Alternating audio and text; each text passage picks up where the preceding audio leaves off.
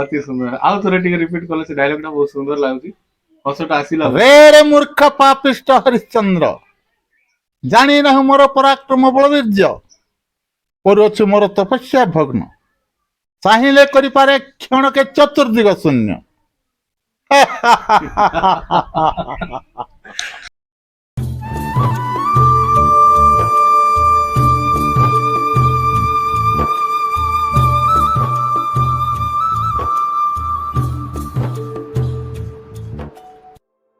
ଗାଁ ସମସ୍ତଙ୍କର ପ୍ରିୟ, ଗାଁ ସଭିଙ୍କୁ ଭଲ ଲାଗେ। ମୁଁ ମଧ୍ୟ ମୋ ଗାଁକୁ ଭଲ ପାଏ। ତେବେ ଆଜି ମୁଁ ମୋ ଗାଁରେ ରହିଛି ଆଉ ଚେଷ୍ଟା କରୁଛି ଗାଁରେ ହଜି ଯାଇଥିବା ସେ ପୁରୁଣା ଦିନ ଗୁଡ଼ାକ କିଭଳି ଥିଲା। ଆମ ଖଲିଗୁଡ଼ା ଗୋଟେ ସମୟରେ କଳାକାରର ଗାଁ ଥିଲା। କଳାକାର ଭାବେ ଲୋକ ଚିହ୍ନୁଥିଲେ, ଜାଣୁଥିଲେ। ଏଇ ଗାଁରେ ବିଭିନ୍ନ ପ୍ରକାର ନାଟକ କରାହେଉଥିଲା, ସଙ୍ଗୀତ ପରିବେଷଣ କରାହେଉଥିଲା, ବିଭିନ୍ନ କଳାକାର ମଧ୍ୟ ଥିଲେ। କିନ୍ତୁ ବର୍ତ୍ତମାନର ସମୟରେ ଧୀରେ ଧୀରେ ସେଗୁଡ଼ାକ ଲୋପ ପାଇଛି। ଖଲିଗୁଡ଼ା ଗାଁ କିଭଳି ଥିଲା ଏବଂ ଯେଉଁ କଳାକାରମାନେ ଥିଲେ ସେମାନେ କିଭଳି କଳା ପ୍ରଦର୍ଶନ କରୁଥିଲେ ସେ ବିଷୟରେ କଥା ହେବା ପାଇଁ ମୁଁ ଆଜି ଆମ ସହିତ ଜଣେ ଅତିଥିଙ୍କୁ ରଖିଛି। ସେ ଅତିଥିଙ୍କ ସହିତ କଥା ହେବା ଆଉ ତାଙ୍କ ସହିତ ଜାଣିବା ଖଲିଗୁଡ଼ାରେ କିଭଳି ସେମାନେ ଡ୍ରାମା କରୁଥିଲେ, କିଭଳି ସେ ସମୟ ଥିଲା ଖଲିଗୁଡ଼ା ଗାଁଟା କେଉଁ ଧରଣର ଥିଲା ସେ ବିଷୟରେ ତାଙ୍କ ସହିତ କଥା ହେବା। ସେ ଅତିଥି ଆଉ କେହି ନୁହନ୍ତି, ଖଲିଗୁଡ଼ା ଗ୍ରାମର ସେ ହେଲେ ନବକିଶୋର ବୈପାରୀ। ଆସନ୍ତୁ ତାଙ୍କ ସହିତ କଥା ହେବା। ନବକିଶୋର ଆଜ୍ଞା, ଆପଣଙ୍କୁ ଅନେକ ଅନେକ ସ୍ୱାଗତ ଜଣାଉଛି। ନମସ୍କାର ଆଜ୍ଞା, ଖଲିଗୁଡ଼ା ଗାଁରେ ଆପଣ ବିଭିନ୍ନ ପ୍ରକାର ଡ୍ରାମା କରୁଥିଲେ। ସେ ସମୟରେ କେଉଁମାନେ ଡ୍ରାମା କରୁଥିଲେ, କାହା ସହିତ ମିଶି ଡ୍ରାମା କରୁଥିଲେ, ଏ ଡ୍ରାମା ଗୁଡ଼ାକ କେଉଁ ଧରଣର ଥିଲା? ଆଜ୍ଞା, ଆଗେ ତ ଆମେ ହିଁ କରୁଥିଲୁ, ଆମେ ହିଁ ଗୁରୁ। ଆଉ ଡ୍ରାମା ଲୋକଙ୍କୁ ପିଲାମାନଙ୍କୁ ନେଇକି କରୁଥିଲୁ। ସେତେବେଳେ ତ ଆମ ଗାଁରେ କୌଣସି କରେଣ୍ଟ ନାହିଁ, ରାସ୍ତା ନାହିଁ, କିଛି ବାଟଘାଟ ବି ନାହିଁ। ତଥାପି ଆମେ ଗୋଟେ ଉଦ୍ୟୋଗୀ ହିସାବରୁ ଲୋକଙ୍କୁ ପରିଦର୍ଶନ କରିବା ପାଇଁ ଆମେ ଗୋଟେ କଳାକାର ଦେଖାଉଥିଲୁ। ଆଉ ଏବେ ଷ୍ଟେଜ୍ ଫେଜ୍ ସବୁ କରୁଛନ୍ତି।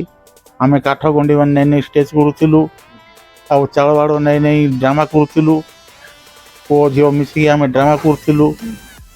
ଆଉ ଲୋକଙ୍କୁ ଯାହା କିଛି ହେଲେ ବି ଉତ୍ସାହିତ କରିକି ଦେଖାଉଥିଲୁ କିଛି ସମୟ। ଆଉ ଡ୍ରାମା ଗୁଡ଼ାକ କରିବା ପାଇଁ ପ୍ରେରଣା ଗୁଡ଼ାକ କୋଉଠୁ ପାଉଥିଲେ? ଖଲିଗୁଡ଼ା ଗ୍ରାମରେ ଡ୍ରାମାର ଜନ୍ମଟା କିଏ କରୁଥିଲେ? ଆଜ୍ଞା, ଖଲିଗୁଡ଼ା ପ୍ରଥମ ଡ୍ରାମା ହେଉଛି ଆଜ୍ଞା, ମୁଁ ବି ଡ୍ରାମା ଶିଖାଉଥିଲି, ତଥାପି ତ ମୁଁ ଗର୍ଭଗୁରୁ ନାହିଁ। କିନ୍ତୁ ପ୍ରଥମ ଡ୍ରାମା ଗୁରୁ ହେଉଛନ୍ତି ଆମ ଗାଁର ଯୋଶେଫ କିରଣ। ଖଲିଗୁଡ଼ାର ପ୍ରଥମ ଡ୍ରାମାର ନାଁଟା କ'ଣ ଥିଲା? ଆଜ୍ଞା, ପ୍ରେମ ସଂସାର ଥିଲା। ପ୍ରେମ ସଂସାର ଡ୍ରାମା ଆମ ବୈଶିଷ୍ଟ୍ୟ ଲୋକ ଗୁଡ଼ାକ ଆଗେ ଶିଖାଉଥିଲେ। କେଉଁମାନେ ଶିଖାଉଥିଲେ ବୟୋଜ୍ୟେଷ୍ଠ ଯେଉଁମାନେ ଥିଲେ? ଓହୋ, ଏବେ ଅଧିକାଂଶ ଲୋକ ମରି ବି ଗଲେଣି ଆଜ୍ଞା, ମରି ବି ଗଲେଣି। ସେଇଥିପାଇଁ ହିଁ ଆମର ପ୍ରୟାସ ଯେ ଦିନଟା ସରି ଯାଉଛି ଆଉ ପରବର୍ତ୍ତୀ ସମୟରେ ଖଲିଗୁଡ଼ା ବିଷୟରେ ଜାଣିପାରିବେନି ଲୋକ, ସେ କଳାକାରକୁ ଜାଣିପାରିବେନି। ସେଥିପାଇଁ ଆମର ପ୍ରୟାସ ରହିଛି ଯେ କେଉଁମାନେ ଥିଲେ। ଆଉ ବର୍ତ୍ତମାନ ଆପଣ ମଧ୍ୟ ଅଛନ୍ତି, ତ ଆପଣଙ୍କ ଠାରୁ କିଛି ଆମର ଯେଉଁ ଯୁବପିଢ଼ି ଭାଇମାନେ ରହିଲେ ସେମାନେ ମଧ୍ୟ ଶିଖିପାରିବେ ବୋଲି ମୁଁ ଆଶା କରୁଛି। ତେଣୁକରି ସେ ସମୟରେ ଯେମାନେ ଚାଲିଗଲେ ଡ୍ରାମା କରୁଥିଲେ ଅନ୍ତତଃ ତାଙ୍କ ନାଁଟା ତ ନିହାତି ଭାବେ ଜାଣିବାକୁ ଚାହୁଁଛି। ହଁ ସାର୍, ମୁଁ ସେଇଟା କହିଲି ପରା। ପ୍ରଥମ ଡ୍ରାମା ଗଲା ଆମ ଖଲିଗୁଡ଼ା ଗାଁର ଯୋଶେଫ ହିରଣ। ତାଙ୍କ ବାପା ହେଉଛନ୍ତି ଜାକବ ହିରଣ। ତାଙ୍କର ବଡ଼ ପୁଅ ସେ ଜଣେ କର୍ମଚାରୀ।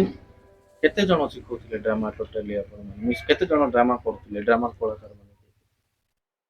କହିଲି ପରା ଆଜ୍ଞା, ପ୍ରଥମରେ ଯୋଶେଫ ହିରଣ, ପରେ ସୁରେଶ ଚନ୍ଦ୍ର ହିରଣ, ପରେ ମୁଁ ବି ଶିଖାଇଲି ଆଜ୍ଞା, ବହୁତ ଗୁଡ଼ାଏ ଡ୍ରାମା ଶିଖାଇଲି।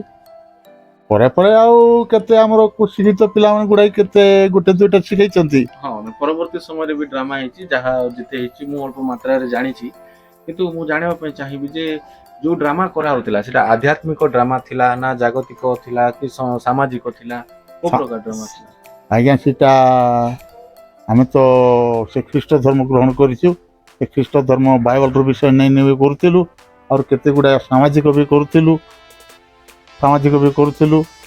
ଆଉ ଲୋକ ଯେମିତି କି ମଧ୍ୟ କିଛି କଳାକାରମାନଙ୍କୁ ଦେଖିକି ମନମୁଗ୍ଧ କରୁଥିଲେ, ସେଇଭଳିଆ ଆମେ ଶିଖୁଥିଲୁ। ଆଉ ଆ ବିଷୟରେ ତ ଆମେ ଅନେକ କିଛି କଥା ହେବା, କିନ୍ତୁ ତା ପୂର୍ବରୁ ଆଶା କରିବା ଯେ ତାଙ୍କ ପାଖରୁ କିଛି ଗୀତ ଶୁଣିବା। ସେ ଜଣେ ଭଲ ଲେଖକ, ଡ୍ରାମା ଡାଇରେକ୍ଟର, ନିର୍ଦ୍ଦେଶକ, ଗାୟକ ମଧ୍ୟ। ସେ ସମୟରେ ଅତି ସୁନ୍ଦର ଭାବରେ ଗାଉଥିଲେ, ଗୀତ ରଚନା ମଧ୍ୟ ଅତି ସୁନ୍ଦର ଭାବରେ କରୁଥିଲେ।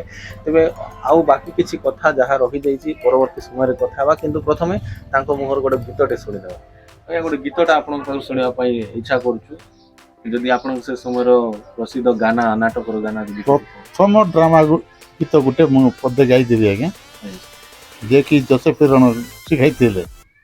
ସେ ଡ୍ରାମା ଅଥଚ ମୁଁ ଦେଖି ନାହିଁ, କିନ୍ତୁ ମୁଁ ଶୁଣିଛି, ଜାଣିଛି। ଆଚ୍ଛା ସେ ଡ୍ରାମାଟି ଆପଣଙ୍କୁ ପଦେ ଗାଇକି ଶୁଣାଇଥିଲି।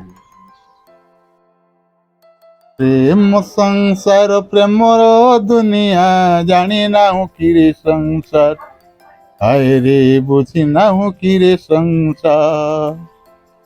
ପ୍ରେମ ସଂସାର ପ୍ରେମର ଦୁନିଆ, ଜାଣି ନାହୁଁ କିରେ ସଂସାର, ହାୟ ରେ ବୁଝି ନାହୁଁ କିରେ ସଂସାର।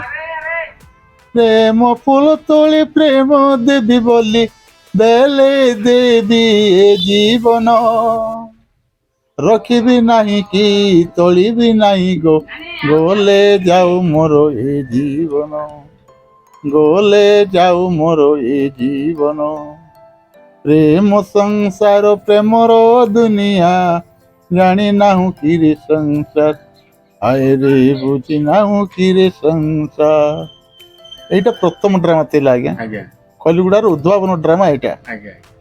ଆଉ ତ ଅନେକ ଗୁଡ଼ାଏ ଗୀତ ଗୁଡ଼ାକ ଅଛି, ଅନେକ ଅନେକ ଡ୍ରାମା। ଗୀତଟା ବି ବହୁତ ସୁନ୍ଦର ହେଇଛି, ଲେଖା ବି ବହୁତ ସୁନ୍ଦର ହେଇଛି, ଆପଣଙ୍କ ସୁର ବି ବହୁତ ସୁନ୍ଦର, ଆପଣଙ୍କର କଣ୍ଠରେ ବହୁତ ସୁନ୍ଦର ବି ଲାଗୁଛି ଗୀତ। ଆଉ ଯଦି କିଛି ଗୀତ ଥାଏ ଆପଣଙ୍କର ଡ୍ରାମାର ଆଉ କିଛି ମୁଁ ଶିଖାଇବା ଡ୍ରାମା ଗୋଟେ ଆପଣଙ୍କୁ ଶିଖିଲେ ଗୀତ ଗୋଟେ ପଦ ଶୁଣାଇଦେବି ଆଜ୍ଞା। ଆଜ୍ଞା ଆଲୋ ଶୁଣ ମୋହରି କଥା, ଏଇଟା ଦାନବୀର ହରିଶ୍ଚନ୍ଦ୍ର ଭାଇ, ଆଜ୍ଞା ଡ୍ରାମାର ନାଁଟା ଦାନବୀର ହରିଶ୍ଚନ୍ଦ୍ର। ଆଚ୍ଛା ଆଚ୍ଛା ଆଲୋ ଶୁଣ ମୋହରି କଥା, କହିଦେବି ମୋ ହୃଦ ବେଦନା, ଆଲୋ ଶୁଣ ମୋହରି କଥା, କହିଦେବି ମୋ ହୃଦ ବେଦନା। କାକ ପକ୍ଷୀ ଗଣ କାନେ ଆସି ମୋର, ହେଉଛନ୍ତି ଘନ ଘନ, ଆଲୋ ଶୁଣ ମୋହରି କଥା, କହିଦେବି ମୋ ହୃଦ ବେଦନା। ଏଇଟା ଯେତେବେଳେ ଆଜ୍ଞା ଆଜ୍ଞା ହରିଶ୍ଚନ୍ଦ୍ର ହଁ, ଯାଉଥିବ, ହଁ, ଆଉ ତା ସ୍ତ୍ରୀ ହୁଁ, ସୋଭିଆ ରାଣୀ ଆଜ୍ଞା ସେମାନେ ବହୁତ ଦୁଃଖ କଷ୍ଟ କରୁଥିବେ ଆଜ୍ଞା।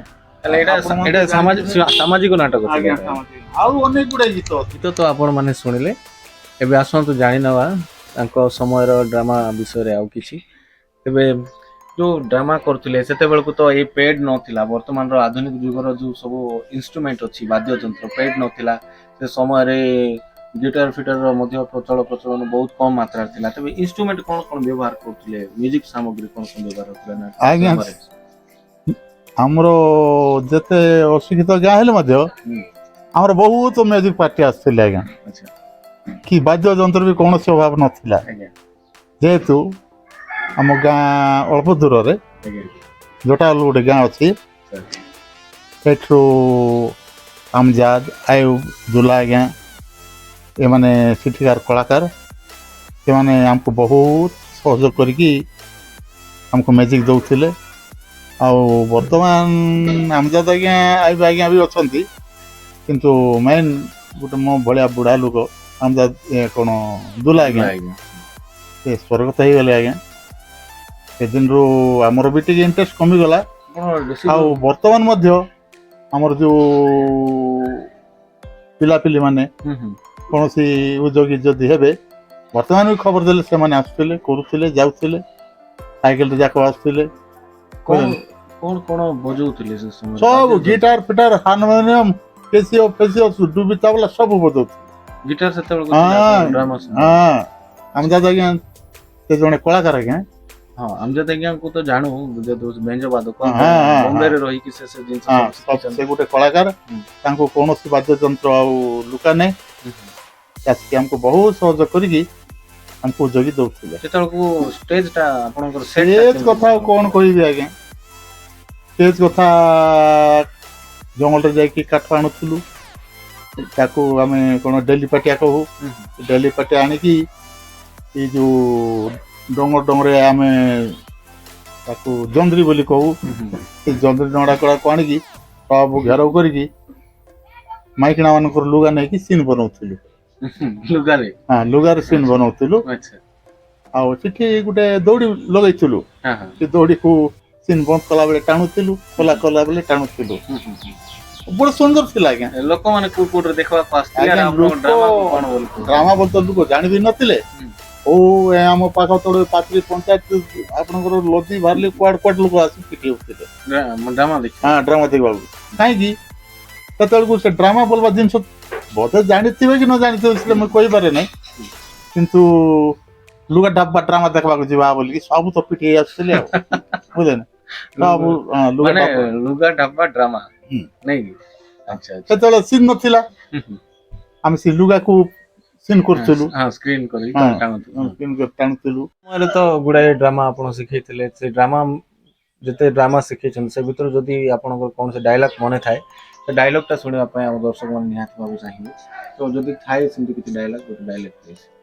ଠିକ ଅଛି ହରିଶ୍ଚନ୍ଦ୍ର ଡ୍ରାମାର ଗୋଟେ ଡାଇଲଗ୍ କହିଦେବି ହୁଁ। ଯେତେବେଳେ ବିଶ୍ୱାମିତ୍ର ତପସ୍ୟା କରି ଭଗ୍ନ ହେଇଥିବ ହୁଁ ସେତେବେଳେ ହରିଶ୍ଚନ୍ଦ୍ରକୁ ହୁଁ ବିଶ୍ୱାମିତ୍ର ଋଷି ଧମକ ଦେଇକି ଗାଳି କରିଥିବେ ହୁଁ। ରେ ରେ ମୂର୍ଖ ପାପିଷ୍ଟ ହରିଶ୍ଚନ୍ଦ୍ର ଜାଣିନାହୁଁ ମୋର ପରାକ୍ରମ ବଳବୀର୍ଯ୍ୟ କରିଅଛୁ ମୋର ତପସ୍ୟା ଭଗ୍ନ ମୂର୍ଖ ଚାହିଁଲେ କ୍ଷଣକେ କରିପାରେ ଚତୁର୍ଦିଗ ଶୂନ୍ୟ ଅତି ସୁନ୍ଦର ଆଉ ଥରେ ଟିକେ ରିପିଟ୍ କଲେ ସେ ଡାଇଲଗ୍ଟା ବହୁତ ସୁନ୍ଦର ଲାଗୁଛି ହସଟା ଆସିଲା ରେ ରେ ମୂର୍ଖ ପାପିଷ୍ଟ ହରିଶ୍ଚନ୍ଦ୍ର ଜାଣିନାହୁଁ ମୋର ପରାକ୍ରମ ବଳବୀର୍ଯ୍ୟ କରୁଅଛୁ ମୋର ତପସ୍ୟା ଭଗ୍ନ ଚାହିଁଲେ କରିପାରେ କ୍ଷଣକେ ଚତୁର୍ଦିଗ ଶୂନ୍ୟ